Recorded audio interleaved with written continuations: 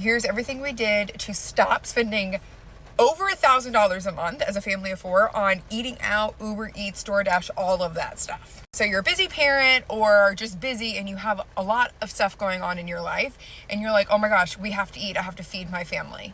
And you don't feel like cooking. And so your instinct is to just order Uber Eats or have something delivered or order takeout and you'll just bring it home. Trust me, we were spending like $1,200 a month on doing just that. The first thing is to get really honest with the numbers, because Uber Eats is charging an extra 10 to 20% on each menu item. Then you have to pay delivery fees and you have to pay a tip. So let's say a normal order would be like $50 for us. It's going to end up being $70 because of all of the extra fees and everything that goes into it. So if I really, really, really wanted whatever that thing was, I would not allow myself to have it Uber Eated to myself. I would say, I have to get in my car and physically go get that item. And if I was not willing to do that, then I would reassess, how badly do I actually want this? Is it a craving or is it out of laziness? Because either one is not going to control me, right? I'm not going to allow that to control me.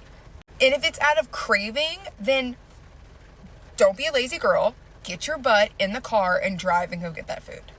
And as you get yourself in that habit of going and getting food, guess what happens? You stop craving the food because you know you're going to have to drive across town or call and place an order and sit there and wait and do all of the things. But if it is because of, I just don't have time, I'm really busy, I now keep what I would call emergency foods in my house, which are 3 to 4 staple things that we eat all the time that are good no matter what's going on in our life, that if I'm being lazy or if I'm really busy, I know I can just throw it in the air fryer and be done. For my family, that is fish sticks with a box of noodles. They're like 99 cents. They're in the little blue box and they have all the seasoning. It's kind of like macaroni and cheese, but my family doesn't like macaroni and cheese. I don't know why that is. And we throw on a can of green beans. Is it the most healthy meal? No, but neither is getting McDonald's Uber Eated to us. And I will not lie to you. At least one night a week, we're all eating peanut butter and jelly sandwiches. For me, because I'm on a high protein kick, I make like snack wraps at home. It's a busy work day. I don't have time to eat. I don't really have time to cook something, but I do have 5 minutes between our meeting to go throw some chicken nuggets into the air fryer and throw them on a tortilla and put some ranch and some cheese and call it a day. And I understand that these things either sound totally obvious to you or totally unreasonable to you. One of the two. I was somebody that did not understand how people didn't Uber Eat. And then our very best friends who are our neighbors are like, we have not Uber Eated anything in our entire lives. And I'm like, what? And then just talking to other people that don't use Uber Eats or don't order takeout a lot, I'm like, what? What? And also, it cost $46 for my family of 4 to just order dinner at Chick-fil-A. And that is not something I am okay with. I would rather save up all of those little micro fast food drive-through moments and have a really nice meal instead. And another thing, this is going to sound really stupid, but just challenge yourself with when you feel that need to I'm just going to go to Chick-fil-A or I'm just going to Uber Eats or I'm just going to whatever.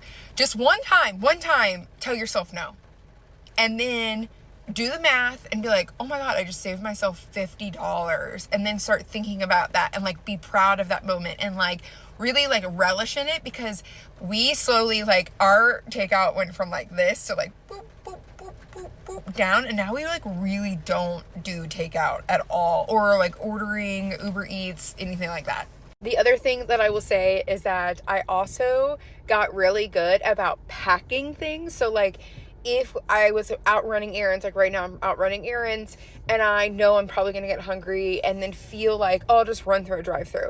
I bring snacks with me. I bring a protein bar. I'll bring a PB&J with me. I'll bring some chips. I have just gotten really good at just bringing food from home with me. Again, because I don't want a $13 McDonald's meal to prevent me from getting my goals.